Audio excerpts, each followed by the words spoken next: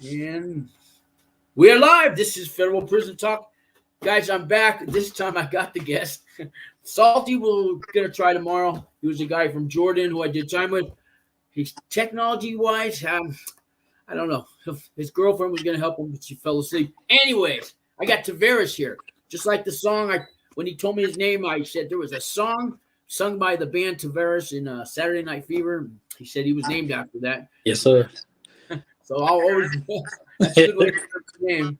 But hey, he's laughing right now, guys, but he's got to go to prison, man. 18 months he got sentenced to. And Tavares, you want to tell everybody what happened, what you're going through? You've been on pretrial for a few years? Oh, man, I've been on pretrial for about between 18 to 20 months right now. And it's been a headache, man. I mean, it's like every day you don't know what to expect.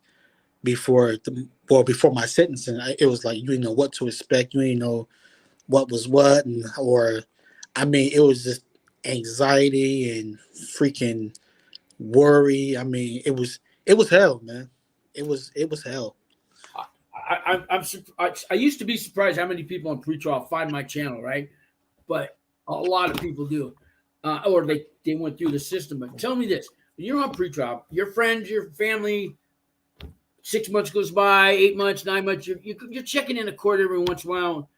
You know you're going to prison, right? You don't know how much time you're going to get. You know, there's that week when the lawyer says, "I think I could get you probation." Yeah, you get through that, but everybody else thinks, "Man, you got a job. They're letting you out. Yeah, you got an ankle brace. You're on probation, dude. You don't go to prison. You're serving it right now, dude. You're on probation." They don't know, do they? Listen, they have no idea, bro. I mean, every day. It was something like, you know, like you said, 6 months go by, 8 months go by, 9 months go by. And it was like, man, they're not worried about you, or man, you're just going to get hurt. I mean, I could have ran. I could have saved up money to buy, fake IDs and left the country. But no, we got marshals, man. It's all good. Yeah, and they like, they're not worried about you, man. You're doing good, man. You got 2 jobs. You're working and I said, man, listen, one thing about the feds, bro. You're going to prison, no matter what. Like 9 times out of 10, like if a case like what I had, bruh, it's very, very low percentage that you're going to get probation. Yeah, those are guys that maybe a drunk driving through a government park or something. It's stuff like that. Like they just indicted Trump, man, and I hate to say it, but I think they're going to give him some time, man. I don't know, but he'd be the first one not to get the time. Right. But I don't know how they're going to treat that, man. But and they drag it on. They'll drag it on for 10 years on him, probably. Yeah, man. But I mean, that pre-trial is like it's hell, bro. Because you don't know what to expect. You don't know, like you just don't know. It's that feeling of not knowing. For me at least, and I'm sure for a lot of other people. It was that feeling of not knowing what's going to happen once the sentencing date came. Yeah, I talked to a lot of people on pretrial. I've had a lot of guests on here, and it's all that. I mean, once in a while, a guy gets all done in 6 months, and that's still a long time, right? But you don't get any deals in the feds like the states. Don't take that first deal. Maybe don't take the second. You're lucky if you get a deal. You better take it because you go to trial. You know what's going to happen. Right. You get 20 years at least. Maybe 30. Yeah. And if you win that, you're going to piss them off. And now you're on their hot sheet. They got hella other charges that they didn't use. They'll be back in another year. They're going to keep trying. Because I met guys in there. They won a case, right? And I go, you won the case. Why are you here? Oh, well, because they came back at me. They came with different charges. Then held back. All those ones they dropped, well, they used them again now. So you can get so the ones they dropped, so they can use it for money laundering and tax evade, anything, bro, anything. Did you wait till that guy crossed the street the other day? He's a known drug dealer, man. So that's conspiracy. So I got to, that's 2 people keeping a secret, and you know what I mean? So you must be in cahoots with that guy. So I got a reasonable doubt. I have a suspicion, and it's a conspiracy that you 2 were waving to each other. You're going to prison. That's all they need, man. That's it. Hearsay That's works. It. And the feds is everything you were taught in school, the opposite. I mean, I must have missed that day of civics or something. They edited my book. I don't know, man. Yeah, and I mean the feds is different, man. Like you said, all they need is hearsay, and that conspiracy charge is one of the hardest charges to beat. Like you're not gonna beat that. Like Yeah. so, I mean, and then my attorney. Well, first of all, I had a court appointed attorney. I wasn't paying for no high priced lawyer, no shit like that because I did call around for an attorney and they wanted like 50 grand just to. Yeah, I mean, I found one for $5,000 that would just before I got indicted. She said, "If you give me $5,000, I could talk to you." Really? Right. That was it. That was for the conversation. Yeah, so they wanted 50 grand just to take on my case, and if I decided to take it to trial, they wanted even more money. So I said, I'm gonna roll the dice and and just get a court appointed attorney. So that's what I did, and as time go on, I think you did the right thing because those guys work just as hard in the feds, not the states. My attorney was great, man. I mean, he bust his ass. Like, I mean, I was calling him more than he was calling me. Like, I was just worried. So he's like, "Don't worry, in the feds, it takes time. So they got to go through their discovery. They got to go through this and that and all this other stuff that I had no knowledge Oh yeah, about." it's a thought out chess game that they play on you. It really is. Right. Yep. It's all designed. It's all designed to either make you fail or make you improve yourself. And most people fail by the time sentencing day comes. You'll see them when you get in there. Oh yeah. I mean, it's a few people that I do know that was out on pretrial that they fucking couldn't pass the drug test, or they caught another charge on pretrial release. So yeah, and then if they throw you back into a jail or the government detainer, guess what? You don't get any credit time served for that part because that's a violation of your bond act. So you don't get no credit time served. Oh yeah. And the judge sometimes if you do the whole time locked up or on pretrial, like I was 4 years, the judge will consider that if you did good. But if you did bad, and you're back in and all that, you got nothing coming, man. Yeah, that sucks, man. Yeah, that sucks. But yeah, I mean, I violated twice, and they sent me to programs, residential treatment programs. The second one, I turned myself in, and I had to go to court. And my pretrial officer said, "No, we're taking him today." And the judge says, "He's already in there. No, we're going to let him stay. It's better." She was pissed, man. Yes, she even said, "Well, I don't want him on my case no more." Wow. I said, "Yeah, I like that." Yeah, but yeah, man. My attorney and the prosecutor, they wanted 48 months. I was looking at 48 months. That's what the prosecutor wanted. That was the first offer. I declined that first offer. Spoke to my attorney. Yeah, that's normally not a good thing. So, did you get a second offer? So the second offer, I did not get a second offer. The next time I went back to court, my attorney said they're not going to budge. They're not going to go any lower. The government wants 48 months. That's what the prosecutor is asking for. So I said, well, I started doing some numbers in my head. I said, the RDAP, and I had to do some research on the RDAP program too, by the way. Yeah, I got a lot of that too. If anybody wants, I can email you stuff. But yeah, so I was doing some research on the RDAP program. So it's 12 months, and another 6 months off of that. And yeah, you need at least a 2-year sentence to get in, though. Absolutely. Yep. So I said, you know what? I'm going to accept the plea because I'm not going to trial, because going to trial was that was a no-brainer. No way possible I was going to trial. I was caught red-handed, and I said, well, just forget it. I'm going to take it.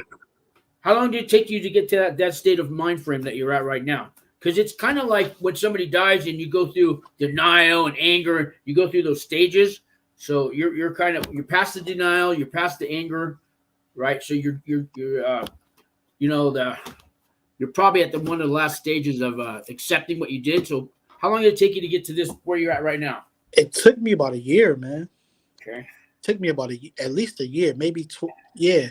Yeah. Maybe a little over a year maybe, but It took me those 2 drug programs in a couple of years, and then I started thinking, all right, well, I knew it was wrong, and then I finally got, I did it. I stole the money. It doesn't matter who you steal from. There's no reason. I stole it. I did it. Now today I could say, I don't care if you steal from a pedophile, a child molester. That's still stealing, dude. Okay, right. don't. I mean, I would justify it, but it's stealing, dude. Yep. I don't care if you think it's right. It's stealing, man. So yeah, but that mind frame took me about a year, maybe a little more, and it was so much worrying, man.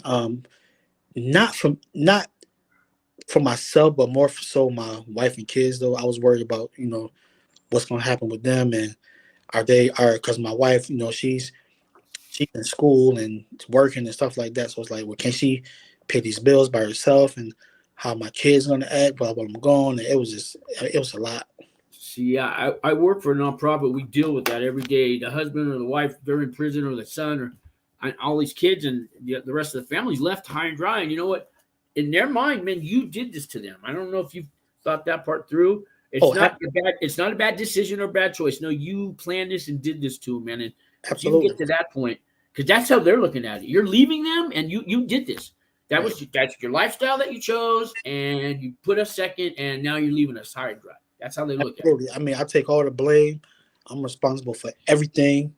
That's good to hear, man. Yeah, man, I'm responsible for everything I did to my family, bro. Like they didn't have no idea. They was oblivious to all this, and now it's like I gotta say a goodbye for a few months, So You're actually very fortunate, because you'll get out in about a year. I know we did the math, but now you can heal. Now you can clean yourself from the inside out. Mm-hmm. You can look at.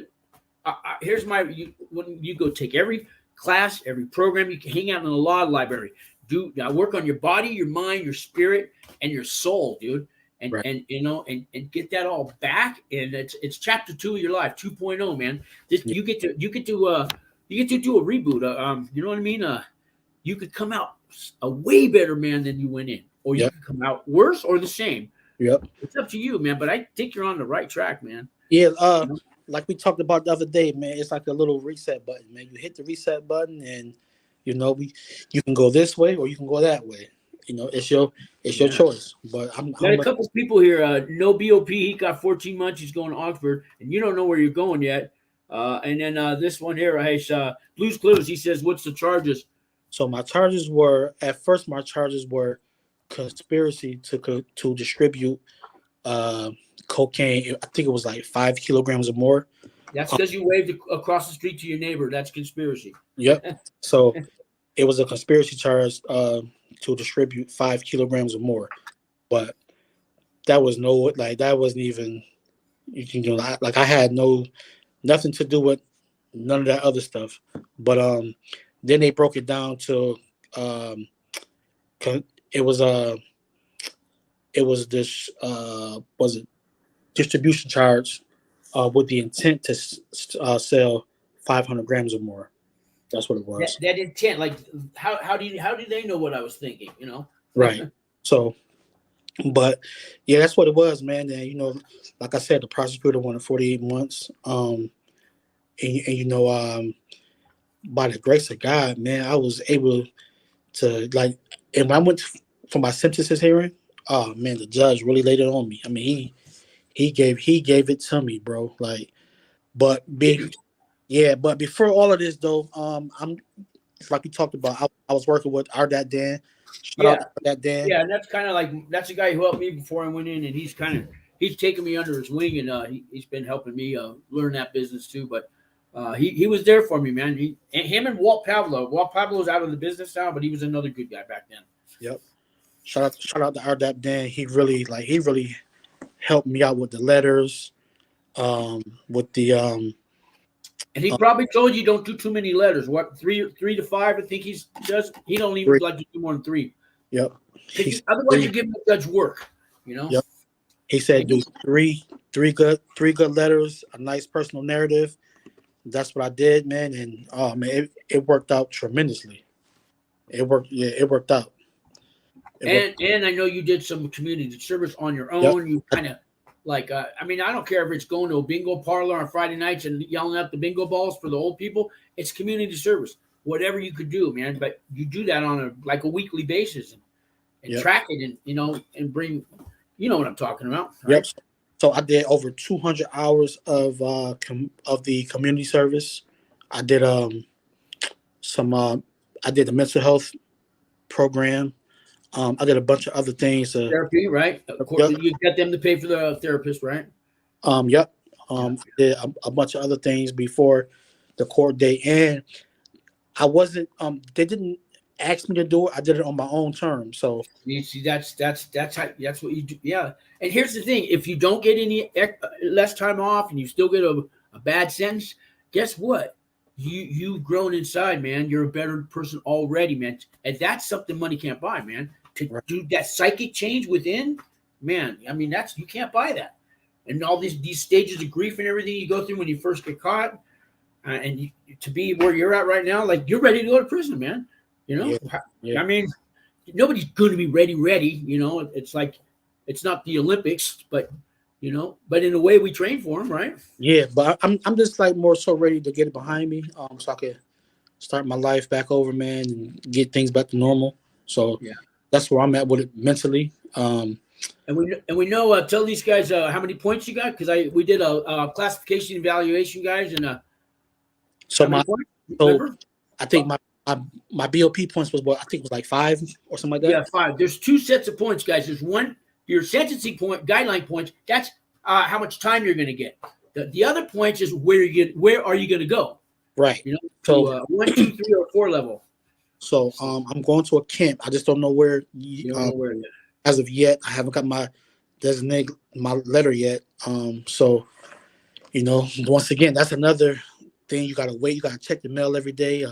They used to tell you. They told me 60 days, or they tell people 90 days. They used to give you a date, and then their lawyers and stuff had to rush to get that date. Now they just leave it open.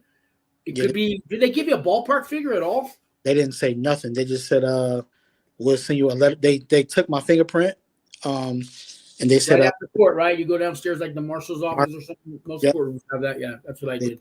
They took my fingerprint, and they said, "We'll send you a letter in mail," and that was it. I said, "Well," and I'm asking my attorney, "Well, how long? Like how long would it be?" He said it could be anywhere from 30 days up to maybe 4 months. I've seen people go in 30 days. They were told 30 days, but they had kind of requested a prison ahead of time. It's kind of worked out, but 45 days before you were even gonna really need to check the mail. But check it every day. You don't want to miss it. You never know. Yeah, I check the mail every day, man. I'll be checking it twice a day sometime. I'll be just to make sure I don't miss that. So it might not be too late to request a prison if you want to go to one, that's got like more inmates, has more programs and more workout equipment, and better jobs, because they're going to make you work. If you go to a small camp somewhere, especially like one next to a penitentiary, you're going to be making bologna sandwiches every week when they go on lockdown. And if you go up north Minnesota, you're going to be shoveling snow in the wintertime, and hard jobs or labor jobs. So what the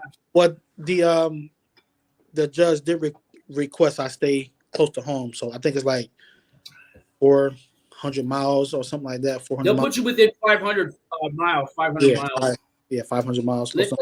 You got You got co-defendants, so they're gonna keep you guys separated, right? Or can you talk to them right now? No, I can't have no contact with them at all. So same here. I had 9 people. One was a fiance. Couldn't even talk to her.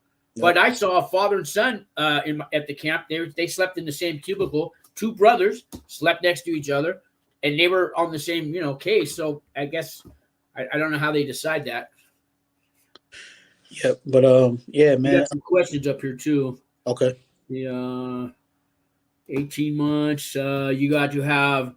So they want to know about the safety valve. You know about that? Yeah. So I did get the safety valve. And then there's more. Yep. So a lot of people, get it misconstrued. The safety valve is snitching and blah blah blah. No, it's not. Like we were talking, remember about sitting around at the table and telling on yourself. It's right. So I told on myself. I told everything that I did that I was responsible for. But they didn't ask me. Well, they asked me about other co-defendants, but I mean, you tell the truth. What I told the truth was like I don't know. Like so, because a lot of them on my case, I don't know. So and with a conspiracy, they just put everybody on one sheet. Like okay, well you, this person, this person. So, but before that, I'm looking like, well, who the hell is this person? Like I don't know. I don't know this guy. So, Yeah, but you got to be careful if you take that accountability, the responsibility thing, because like me, 8 or 9 of their lawyers and my, public defender, they got really mad at me because they were asking me, well, we got a picture here of this guy, and we know that you and him had money. And I go, I told my lawyer, I'm only talking about me today. And they all huddled up and they said, we're gonna leave the room. And then they came back and they said, maybe we shouldn't be doing this today. It sounds like you're not gonna cooperate with us. I said, I'm going to cooperate with you just fine on anything that has to do with me and the crimes that I committed. exactly. Period. Don't Right. they try to twist you? Yeah, Well, that's we know that the thing you that were David after you got that money. You and David took off in the truck, and I was supposed to go. Who's David? Oh yeah, well David, he's a friend of mine. They're looking for you to slip. So that's one thing they would try to do. They would try to twist things around. Yeah. Because they listen, when the feds got you, they got you, and they already know who you are affiliated with, who you know, and they know. So, Yeah, they know the answer to everything. They're just trying to get you to, so they can add it to your case. And if they can trick you to get something new out of you, like David, I haven't seen him in 2 years, man. He moved to Texas. yeah. Then they go, oh, that's where he is. Thank you. And now you've helped him. So when I first got arrested, they like, well, do you know this person? I'm like, yeah. He's like, yeah, I know him. Do you know this person? Yeah, I know him. What do you know about him? I'm like, I mean, what do you mean? So he's like, well, Right there, you got it. You can ask him. right. So he was like, well, you know how this works. I said, I don't know. This is my first time here. So he's like, well, is there anything you want to tell us? I said, no. And that was it. And they took me to my, I had to wait for a few hours to get shipped off to the holding cell, and I stayed there for 3 days, I believe. And I had a court date so I got arrested that Tuesday. I got out that Friday. And man, it was like, mind you, it was like during COVID, so I couldn't go out I couldn't leave out the cell, couldn't do nothing. So I was like, oh my goodness. So, but yeah, man, it was crazy. This no B.O.P. He's got a question here. He didn't get his letter yet either. He says, but you can ask your pretrial officer where you're going. They will know way before the letter, and the marshals might know too. And Okay. the judges, all judges have their own clerks that work in their judges' chambers, and they have their interns. And Okay. believe it or not, the interns, if you can get one of them on the phone, they know a lot more than the judge might even know, because that's their research. They do all the research. The judges, he's got his thing on sentencing and all that. But even the interns are big helps if you can get to know one of them. And judges will have half a dozen of those on their staff. Yeah, they can help you out. Yeah, I'm pretty good with my pretrial officer now, man. She's real good, man. She don't bother me much. I don't bother her. She told me, because I had one before and they switched it, so I have a new officer, and I got the letter in mail saying, yeah, your officer been changed, blah blah blah. So I called her, and me and her spoke on the phone. I just wanted to introduce myself to her. And she said, well, I heard good things about you. You're not a bad guy. You just made a bad mistake. And, and I owned up to it. Me and her spoke about the situation. And, I just go in there once a month, man. I report. And, that's pretty much it. Yeah, it can be like that, or it can be, mine was nice in the beginning. And, I screwed up, gave her a dirty test. After that, she was on me all the time, Yeah. I went to they switched. I got a new pretrial officer one day, and I found out what happened was she had an old client that went to prison, got out, and she hooked up with him, and they moved it. She let him move in with her, and she was waiting for him to get out the whole time. I guess they fell in love. She quit her job, man, for this guy that got out of prison. That she was his pretrial officer. Well, shout out to him, man. Shout out to him. I don't know if they're still together, but that was before I went in. But stranger things have happened, man. Yeah, man. You know, things like that happen, man. I see it a lot on the movies, but I've never seen it or heard about it in real life though. So I know a guy. There's a guy that's living with. So we all worked in the food service, and they have different staff. They're kind of different. They're not really guards in the food service. They're, I guess it's administration staff, but they're food service. And there was a couple. We had a lot of women there. So I know a guy that's he got out of prison, and one of the women let him stay at her house while he's on probation, and I guess nobody knew. And as far as I know, they're still together. oh wow. He had nowhere to go. She was kind of letting him stay there, and I don't know how they worked it out. She didn't have to quit her job. She just couldn't talk about it. So, Well, yeah, shout out to him, man.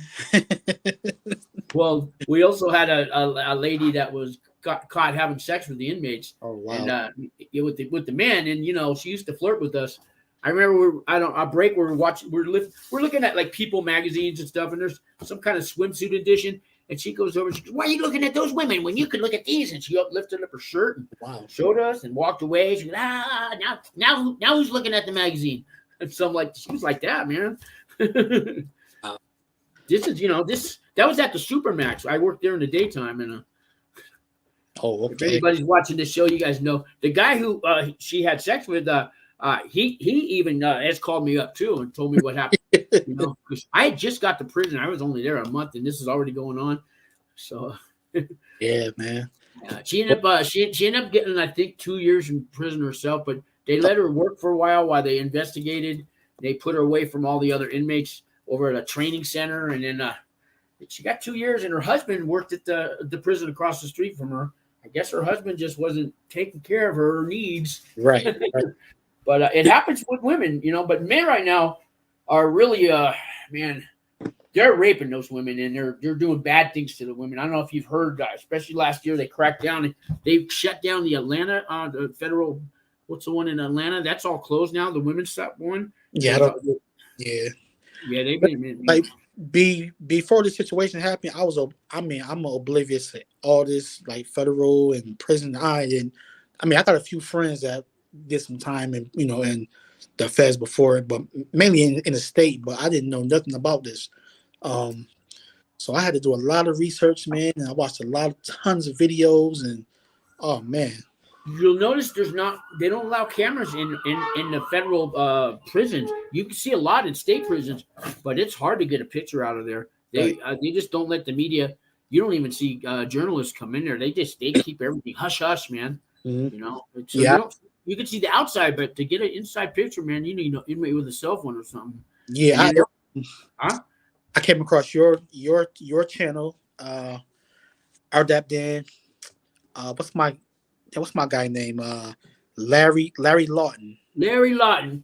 I do comments, but he's just too big. He won't. Hey Larry, what's up, Larry, man? Yeah, Larry Lawton. I came across his channel, and he knows all about the penitentiaries. He doesn't know a whole lot about the camp because I've seen him talk about him. He's close, but it's a different world where you're going, my friend. Yeah. Me and you could sit at the same table and have lunch every day, and nobody will have a problem. Me and you try that where Larry went, and ain't gonna fly. Yeah. And it was one more guy. I think his name was Brandon. He was. Yeah. He's an insider or something. Federal insider. Yep. Yeah. So I came across you guys. Frozen.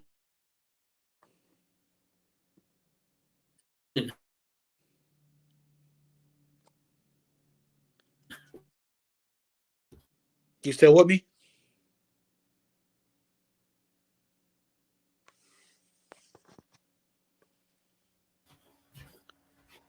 Sean, you still with me? Yeah. I'm grabbing my Ethernet cord. I'm gonna try that. I don't know what happened there. It just everything spun out.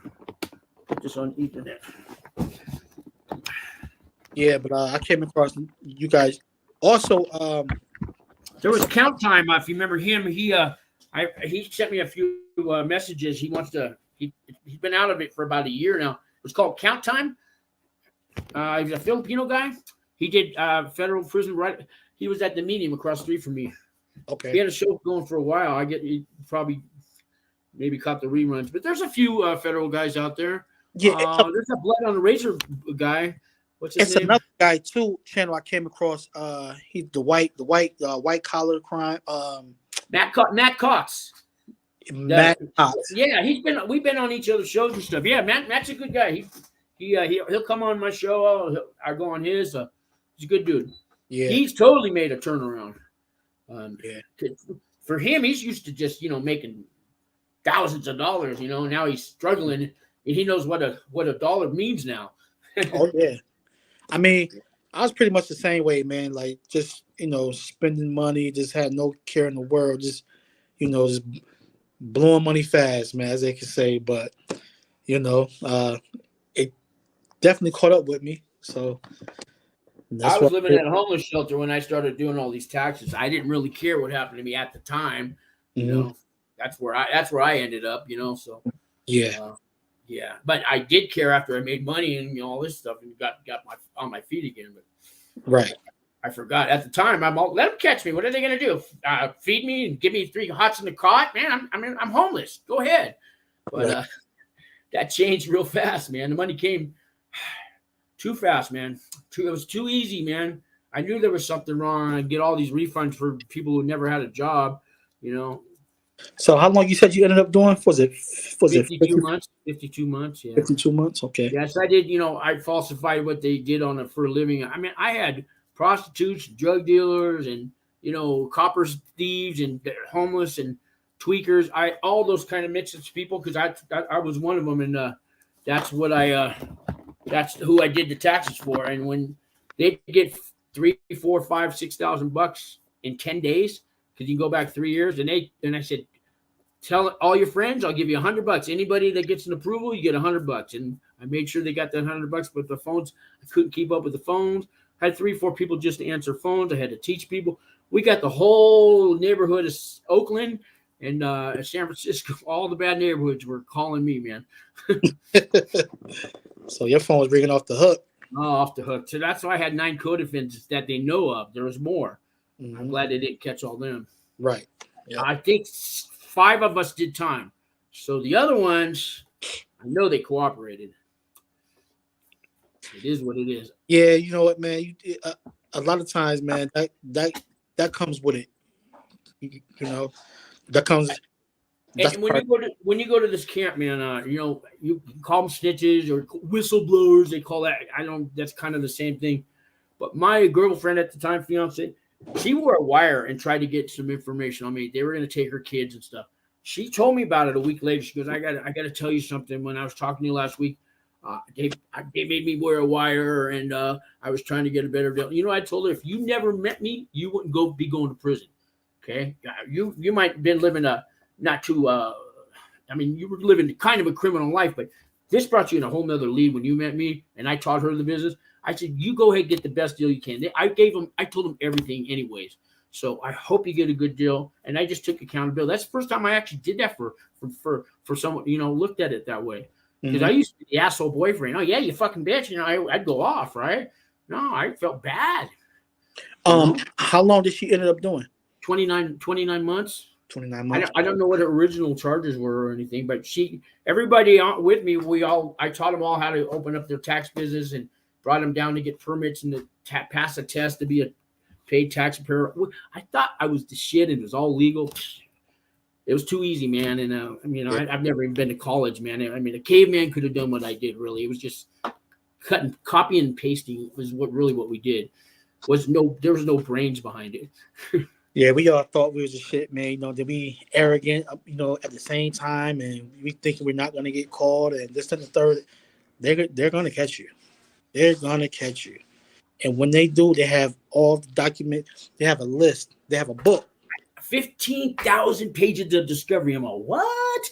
They have a book. It came on a disc, and I didn't even get to look at it more than an hour at the office of the public defender. 15,000 pages. It took me 5 years just to read all that. But yeah. I gave up after a while. You know what? Yeah, they got it. Yeah, it happens, man. But I'll tell you this: they were watching me for at least 6 months, and I was getting high at the time, and you get a little thinking. I think somebody's over there watching me. All that stuff was true. There was a guy in the car. because he was the guy that came in and when I got the house raided, they had a fake owl in the tree with a camera in it. They told me what I just did on the computer 10 minutes ago when they came in the house. So they do watch you. They can see you through your cell phone, all that stuff. When it comes to the feds, and you're worried and you're doing a crime, they probably are watching you through your phone and your laptop. I hate to tell you guys this, but that's how they work.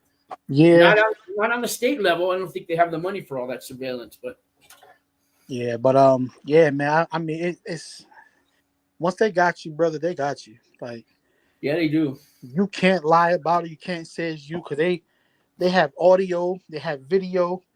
They do their surveillance, and they know. Plus, you're already indicted. You don't get to go to that party, right? So you're already guilty. Now you got to prove your innocence. An indictment, I think it's 24 or 18 juries, and they're not a jury of your peers. They're like a regular paid jury that they call up every few weeks or whatever. It's the same one. You'll never get to meet them. You'll never get to argue your case. You can't have your lawyer go there. No, this is all behind your back. And then they just decide because somebody has, a suspicion that you did something. An indictment is a hell of a lot of. I looked up that word. I don't know how many times. It's a hate crime word, if you ask me. You know what I mean? They do this all behind your back, and then they tell you, "Hey, we found you guilty. Well, we'll give you some time to prove your innocence, and if you're not violent, we'll let you out on pretrial. And if you screw that up, we'll lock you up. And then when we're all done with that, we'll have sentencing, and then we'll really lock you up." I mean, really? This is our government, man? Yeah. So you were pretty much in a lose-lose situation. Yeah. We're in a lose-lose situation. And one thing my lawyer told me, he said, "Don't lie," because they know. That's like 5 years in prison for lying. Yep. They know. He said, "Don't lie. Be truthful." That's all right. And they'll try to catch you on that, every little thing. And so when you do your pre-sentence report, that's very important because they can catch you on a lie later. Well, you wrote here in your pre-sentence report that you only were married once. Who's this other lady here? And she owns 3 houses and all this. What's going on? You know what I mean? You got to be very careful on that pre-sentence report. They want to know everything. They want to know what time you shit, what time you take a piss. Yeah, I know. They asked you what your dog's name were. Did you have any pets? What were all their names throughout all your growing up? And how many times were your parents married? And how many girlfriends did you have? Did you ever hit them? How old were you when you first tried drugs? If you didn't try drugs, did you ever steal any money from your family? All kinds of questions, right? Yeah. Remember that? Yep. So, but yeah, man. But like I said before, man, you've been a tremendous help, man. I was watching your videos, man, and I decided to reach out to you. I said, man, listen, this guy is very knowledgeable about the federal system. I said, I have to reach out to him. And I want to thank you, man, for putting the content you putting out. Like, it's helping guys like me, and I'm sure a lot others. So I know I get the calls every day, man, and it just that's why I keep doing it. Somebody calls and says, "Hey, man, I've been watching you, and man, thank you." Every time I pick it up, I think it's a scam, a spam caller or something. Somebody from my how much do I owe you? No, I get those. Wow. Yeah, man, and but I was working with RDAP Dan. I watched a ton of his videos, and I decided to reach out to him, and like he just gave it to me straightforward. I mean, he's been a tremendous help. I mean, he hasn't been, communicate with me a lot, but I'm sure he got other clients to tend to. But he's been a help though, man. But the letters, the character letters, I do that too.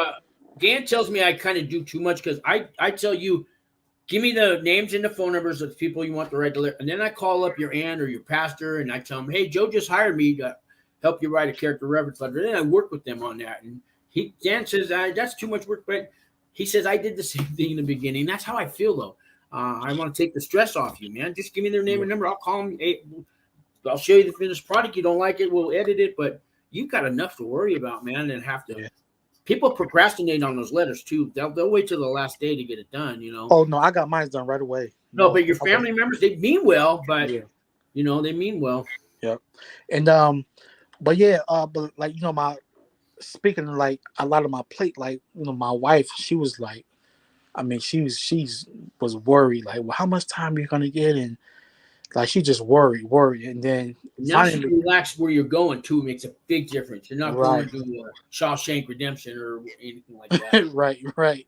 So, but yeah, once I got them 18 months, man, it's like, I don't know if she cried or like if those were tears of joy or those was like tears of like, oh my God, he's leaving, he's not coming. Like, I don't know what the tears were, but she cried her eyes out, man. And it was like, oh man, like, honey, stop crying. Like, it's gonna be okay.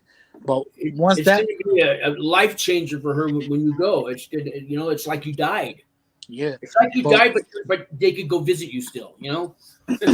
but once that process was over, like, she came to her senses, and we talked about it. Like, oh, well, it's only 18 months. It's not as bad as it seemed, and believe you me, Sean, it could have been a lot worse. Oh yeah, I mean, I tell you, most wives, if you got a 5-year sentence or more, they won't wait for you, man. Most of the time, I'm 90% of them leave. Mm-hmm. They leave you, Yeah. especially if you make it hard on them, yelling, "I need money on my books, and how come you ain't come and visit me?" and all that. No, really, you're gonna have that attitude? Why I'm holding down the house? Bye, buddy. So, but Mhm.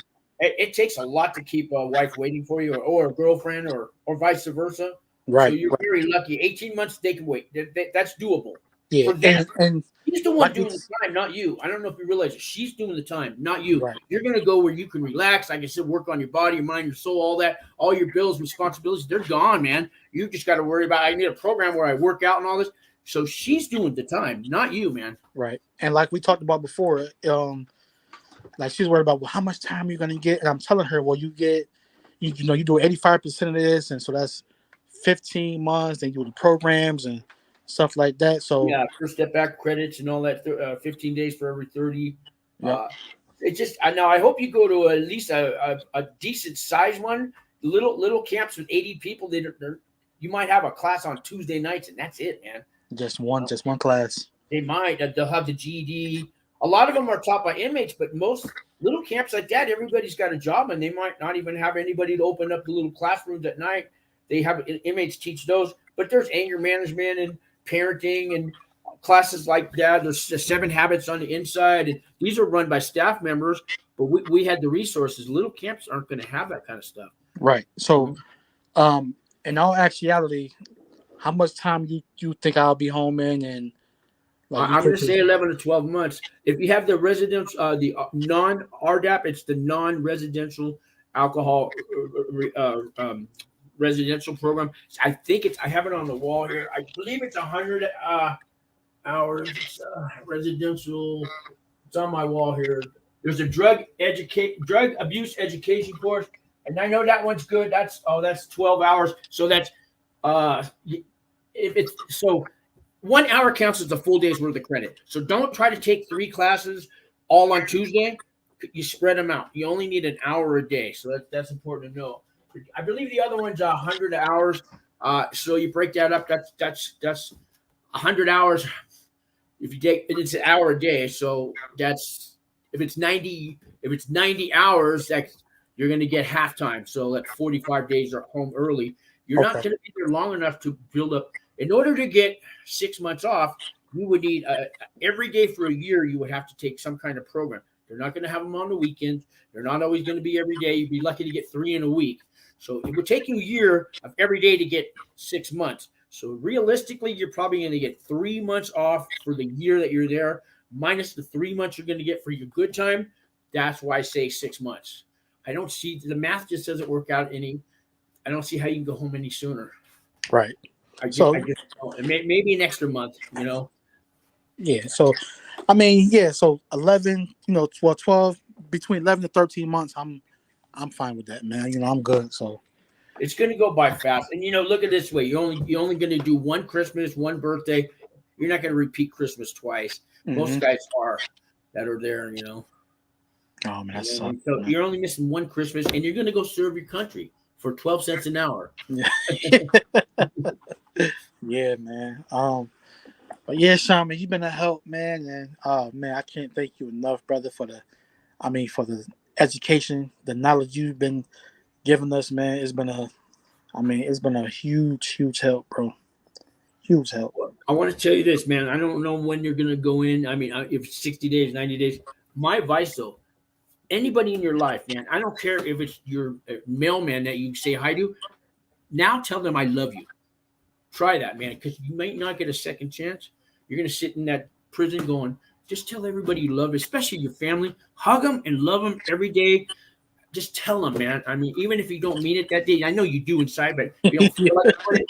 Do it anyways, man, because I'm going to tell you, if you do that now for 60 days or whatever, you're going to be so glad you did, because you're going to wish that you could have hugged them all day long. Really. And if they get you mad and they're angry and they're yelling, just hug them anyways, man, okay? And you're going to come out a better person, too. You're going to grow emotionally. And, boy, your wife's really going to be waiting for you now. Yeah. Full of love, too? Wow.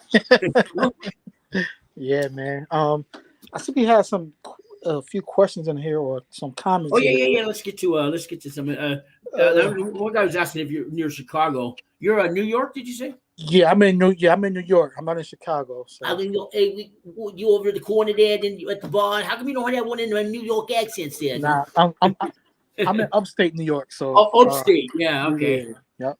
We always that upstate thing.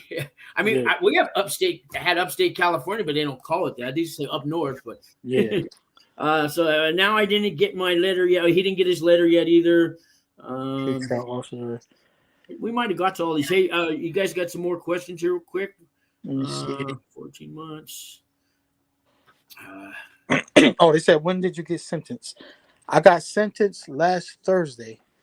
Last Thursday. June 1st was my sentencing date. Okay. So, I got sentenced, and it was one of the scariest feelings ever, man. I mean, I don't care how tough you are. You go in that courtroom. I mean, listen, it's intimidating. Yeah, and it feels empty, right? I mean, usually there's just a few, the judge and the stenographer and the prosecutor. Really, there's not many people in there. I mean, even though I had a whole crowd behind me. Like I had a.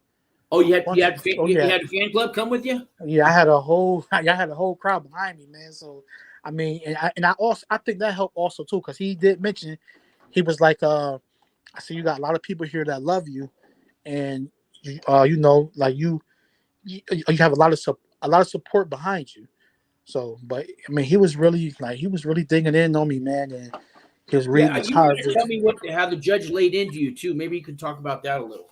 Yeah, so I mean, he was just saying, well, you know what you did, and blah blah blah, and there's no excuse for your actions, and like he was reading off everybody that got sentenced already, reading off their charges, and he was reading off the months that they were sentenced to. So I'm like, shit. So he reading off 88 months here and 90 months. I'm like, oh my goodness. And then he asked me if I wanted to say anything. I stood up. I thanked them for giving me the opportunity to speak. I also thank my attorney for working with me. And I mean, I just gave it to him, man. Like, I just told him how and sincere I was, and I apologized to the city of Rochester. I apologized to my family for just doing things I had no business doing, and I took full responsibility for everything. I like that you apologized to your family on sentencing day in front of the judge, because you had maybe better things to talk about your life, and you put their life. Good man. Good man. Yep. So I mean, I have a written out letter I wanted to say, but maybe 2 to 3 minutes before we walked in, I just tore the letter up and just trashed it. Like, you know what? That's what I did. I did this. I had a letter in my hand, and I said, Judge, I ripped it up, not to be dramatic, and I said, look, I just want to tell you what I'm feeling, and I went on, and she appreciated that. Yeah. You couldn't. What I did was on the spot. It wasn't like an actor rehearsing for a movie. It wasn't it wasn't premeditated. I didn't plan to rip the letter off and do dramatic things. It happened. I was shaking. I was nervous. And judges see that when you're shaking and you're nervous, they know the truth is coming out of you, man. If you and they're all, hey, Your Honor, on Tuesday I came here. I got indicted. If it's all like pre-rehearsed, get this guy out of my courtroom, right? Yep. Now it's okay to practice. I do on Zoom calls and stuff. We'll rehearse and we'll role play. With the clients I get, I'll be the bad defendant, the good defendant, the judge. I have them do it. That's all great to get you, because it's a big day coming up. But when that day comes, man, yeah, like you said, maybe write something down, but don't memorize it, man. Yeah. But don't memorize it, man. Speak from the heart. That's my advice. I mean, I didn't show it, but man, my nerves was, oh man, I was nervous as hell, and then my family was, and my I'm gonna tell you, that's the one day you'll never ever forget sentencing day. As long as you live, you'll never forget the day you got sentenced, man. Right. And something my wrong family, with you. and my family was like, yo, you wasn't nervous? Like, yo, you didn't look nervous. I said, listen, I was nervous as hell, but I was trying to keep it together. I was trying to keep it together. But there's like, well, you didn't look too nervous. I said, man, listen, if you could put yourself in my shoes, you'd have felt every nerve that was in my body. So that's also the day that changes the rest of your life. For you, I see it happening in a better way. You'd had all that weight on the pretrial, and you got to think about how you live your life. And that day, the weight's taken off, and now what are you going to do? It's time you get a second chance at life, man. You get to clear all your past away. Let the other people remember that. But you're going to go serve your time to pay your debt, man. And while you're there, man, you could come out so much. I'm so glad I went to prison, man. I told you I was in a homeless shelter there. I was on the road to nowhere. wow. Okay. Nobody like you would have ever called me up the way I was living my life. Prison, it helped me. It saved me, man. Yeah, and a lot of people say that, man. Do it again, no problem, man. Yep. A lot of people say prison helped them, prison changed them. Like, a lot of people say that. But you got to do the work there. You can't just lay back on your bed and say, "Oh yeah, I did a year. Well, I'm changed." No, it doesn't work that way, man. Yeah. But back to the judge though. He was reading off charges, and I had to say, I had the chance to say something, and he was like, "It sounds like you get it. It looks like you get it. I appreciate the work you did before, sentencing, blah blah blah." And he said, all the work you put in, I'm going to sentence you to 8 to 18 months. And for me, I said, yes. It was like if somebody could have blew up a balloon and just let it up, it says, like, you can exhale now. I get it. And there's people that argue with that. Oh, don't do anything extra. They're just going to they're going to give me 10 years anyways. No, man. If you put in that work, you're going to start to change, and they'll feel it. They'll know it. You do all this, and you haven't even been sentenced yet. That shows that you're going to change. You're changing now. So they don't need to give you the whole sentence. Some judges are going to be assholes, but most of the time they're going to see that you put in the work, man. And like I said, if all else, if they give you the maximum, you're still a better man. Money can't buy that, man. Money cannot buy that, man. That's you work on yourself and you change yourself. That you can't buy that, man. That's worth its weight in gold right there, man. And I would recommend that to anybody. Like, put in the work. Like, don't be fooled by, the judge's gonna already give. Like, he know how much he's gonna give. No, put in the work. Put in the work before. Judges use their power in the feds, not in the states. The judges will surprise you every time. They piss off the prosecution. I don't know how many. At least half the cases, the prosecution is why I don't get why he got that amount of time. And sometimes they give you more. Sometimes they give you more time. Yeah, 15 years for I don't know, 2 ounces of marijuana. He was on my show a month or two ago. 15 years, 18 years. Judge threw the book at him because he did everything that we just talked about. He didn't do that, and he pissed off the judge. He learned at the very end. He started to wake up, and that's why he called me. It was kind of too late though. He already got sentenced, but he still has a chance to turn it all around now. But it's got a long time to do, man. Yeah, but I would recommend that to anyone. Put in the work. Put in the work because it's gonna help you in the end. It's gonna help. It's definitely gonna help. So. Yeah, and there's little tricks. RDAP will tell you. You're not taking RDAP, but like you put a note on your mirror every day that says "I love myself," and then tell yourself "I love you." Now it sounds corny as hell, but you say that every day. You're feeding positive words into your spirit, man. And I tell you, man, these little stupid things work. I just an accomplished list of 10 things that you did today. I made my bed. I put my shoes in the closet instead of throwing them underneath the bed. I put my coffee cup out. Just 10 good things that you did today, little things like that. And by the end of the month, man, you're gonna have, hundreds of things little things that you did that changed you to the person you always wanted to be, right? Yeah, Yeah, man. I'm definitely not the same man I was back in 2021 when all this shit occurred. I'm definitely a changed man. Like, oh man, my mind, especially my mindset changed like dramatically. Like it changed. It changed a lot, man. So don't, anybody out there, man, this is not the end of your life. This is the beginning of a new one, man. Look at it like that. You're the star of the movie, and now the movie's halfway over, and you're going to prison. And what's going to happen? I got to watch the rest of this movie. You get to write the script, man. right. You are the author. You're the writer. You're the director. You're everything. And the actor, yeah, all everything in that book. Yeah. You're the sound set. You're the costume. You're the key grip and the best boy. All that stuff.